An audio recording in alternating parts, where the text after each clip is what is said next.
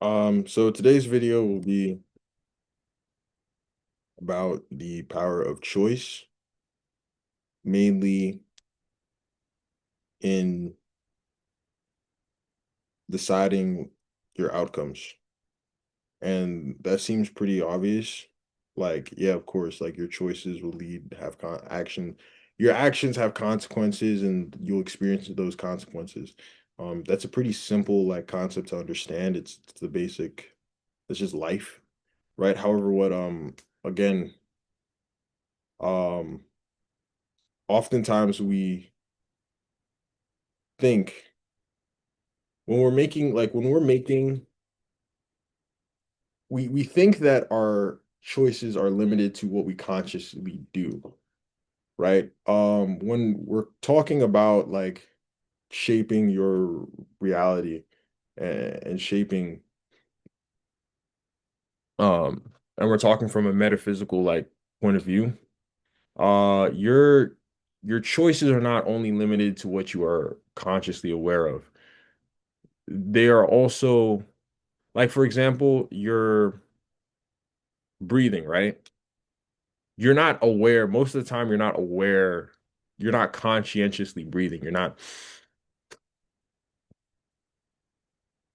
doing that, right? You're not doing that over time, right? However, your body is doing that automatically, right? In other words, right?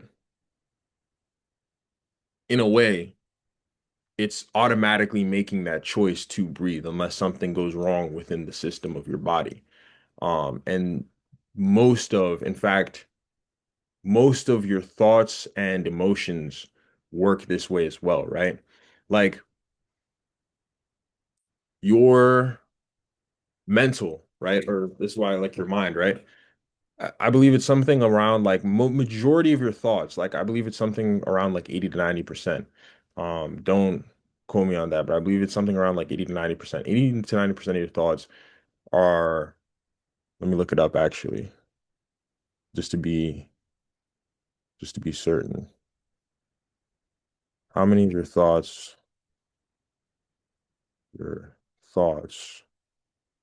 are unconscious?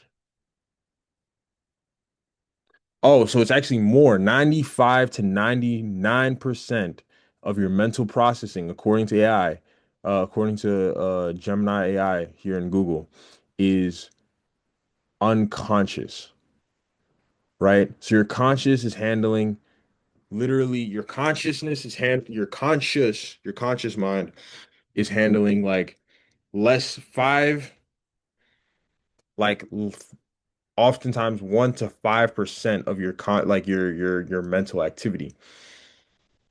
So that means basically your thoughts, most majority of your thoughts, in fact, 90 to 95% of them are basically unconscious.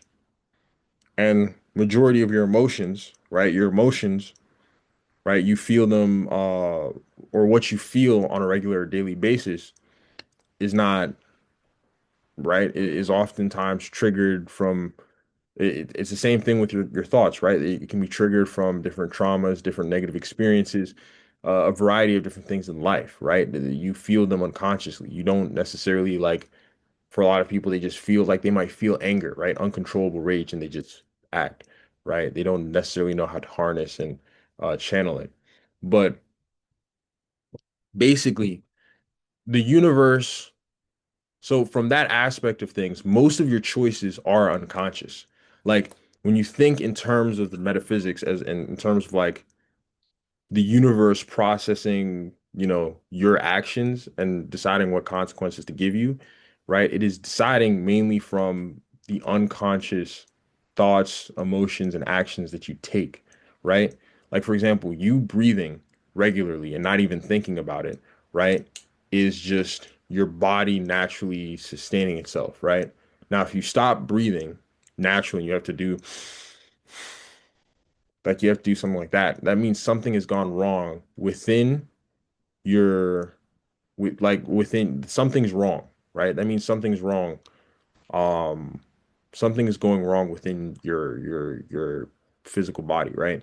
And so where either, well, most of the time it's something's gone wrong with your physical body, but then there's also a way to conscientiously bring that into your attention, which is meditation, right? Focusing on your breath. This is what you want to do.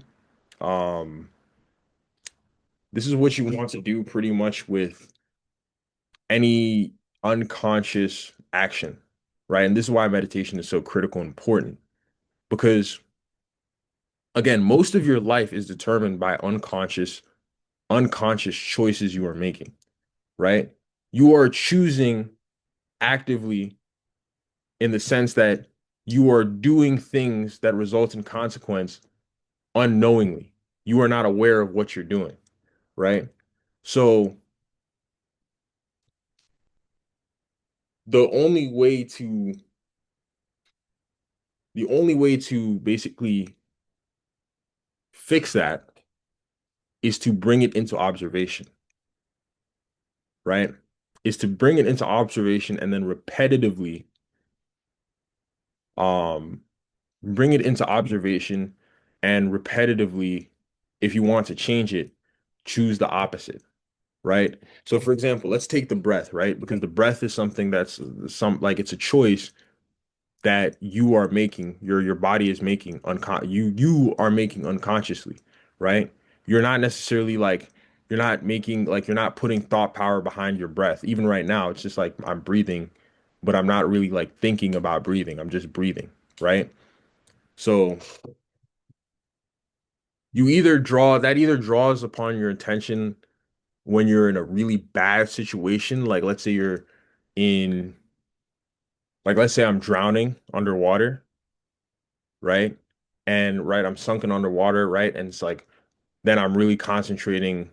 I might be hyperventilating, right? Or I might be really concentrating on holding my breath, right? That's when my breath, or let's say I'm in a tank that is being deprived of oxygen, right? I might be hyperventilating more to suck up more oxygen. That's where my breath naturally comes into conscious more often, right? So oftentimes we are aware of these unconscious actions only when something goes seriously wrong, right? And then we respond to it immediately to fix it, right? But you can also bring something like your breath to your conscious attention by simply just isolating and observing it, right?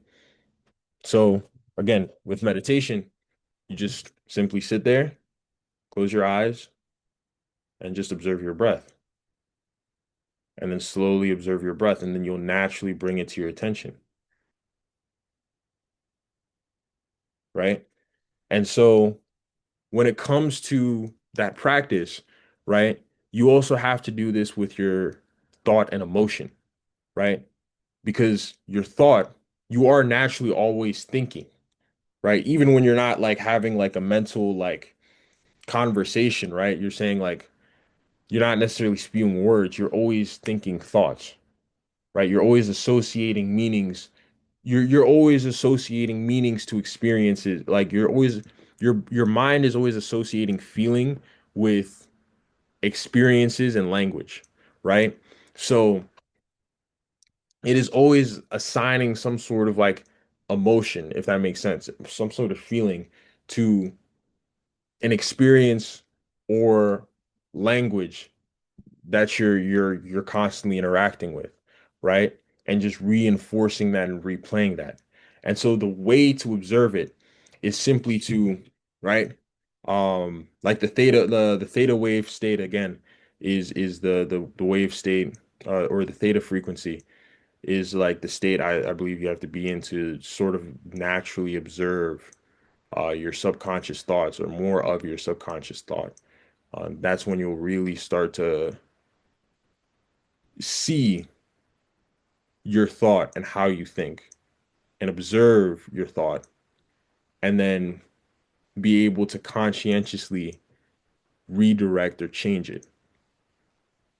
And then once you do this with your thoughts, you naturally do this with your emotion because really your mind is just like assigning your emotion or feeling to your emotion or whatever you feel. And by feel, like it's something that you experience, right? Something that you've experienced or Yeah, something that you experience in some sort of way to a some sort of feeling to understand it, right?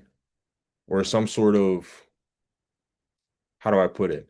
Like, I don't know how to articulate it because some people might think in terms of like angry, sad, like all that stuff. I mean, like the idea, like, how do we know that a tree is a tree?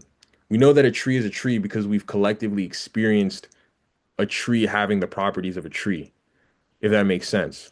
That that experience of a tree and observing its properties, we all have sort of a mental feeling of that, like a mental imagery and a construct within our minds of a tree based off of different models of a tree that we've seen throughout our lives. We know the collective properties of a tree, and we've experienced that and have felt emotion. We feel that, right? That experience itself is a feeling. So as far as like observing, as far as choices, you'll start to understand through again observation of your thought and your emotion, the unconscious choice that you are putting towards reality, if that makes sense. The unconscious choices you are making, the unconscious choices that the universe is registering and giving you consequence for. And once you are able to do that and observe it, then you are able to adjust and change it. And to adjust and change it, you must literally conscientiously make an effort. Like I said earlier, in one of my earlier videos, it takes discipline, right? You must consistently choose to feel and think and in some and many times experience something completely different than what you have been doing for maybe five, like for maybe years now, right? Or your entire life, over and over and over and over and over again, and then act in accordance with it. And this is what I mean when I say choice. When I mean that, this is what I mean when I say that you might be making your unconscious, you are making choices. You are making choices unconsciously. That's the only way to really put it. You're making choices unconsciously. And you might be thinking to yourself, well, some people might be saying like, well, yeah, I work hard and all this stuff and like I'm not attaining my goal and all this and there might be a very variety of factors, but oftentimes we make unconscious choices that have been reinforced emotionally and mentally. Um like again, like our breath, like unconscious choices, right? You're unconsciously choosing to breathe, if that makes sense, right? In the same way you're unconsciously choosing to breathe, you might be unconsciously choosing to maintain a belief in lack, a belief in poverty, right? Or you may be unconsciously choosing to believe in, right, in a lack of opportunity or a lack of um a lack in whatever, right? In your reality.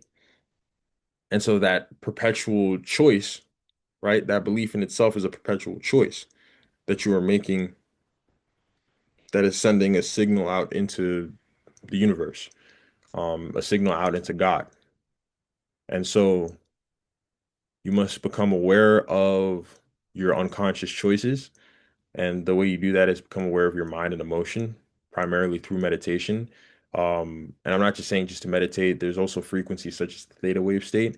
Once you enter this theta wave state, you're able to observe a lot of the association, the feelings and thoughts and mental associations between them that your mind, the associations between them that your mind makes. And therefore, you're able to conscientiously choose through practices like visualization to literally change, to conscientiously choose and repetitively choose to form new form new mental associations between old or new thoughts and thoughts and emotions over a repeated amount of time, and then you'll just experience.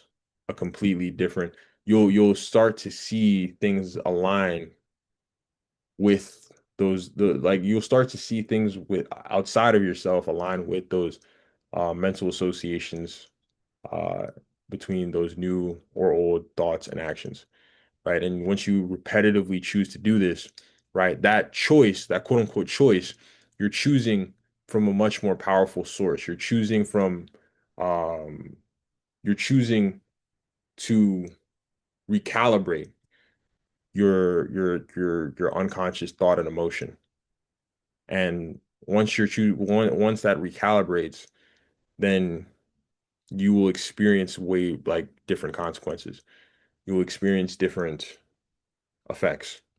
So yeah, if this video helped out, you know, um, yeah, I mean, if this makes sense to you, the most practical step is literally meditation. And I keep on emphasizing this in all my videos. The most practical step is literally just observation of not only your like first of your breath, but then also of your mind and mental and emotional state. And once you get into something called the theta wave state, you can literally observe your mind, your thought and emotion, and the mental associations that your mind creates between the two more concretely, right? What I'm trying to articulate will start to make more sense. So, God bless. Do what you will with this information, and yeah, peace.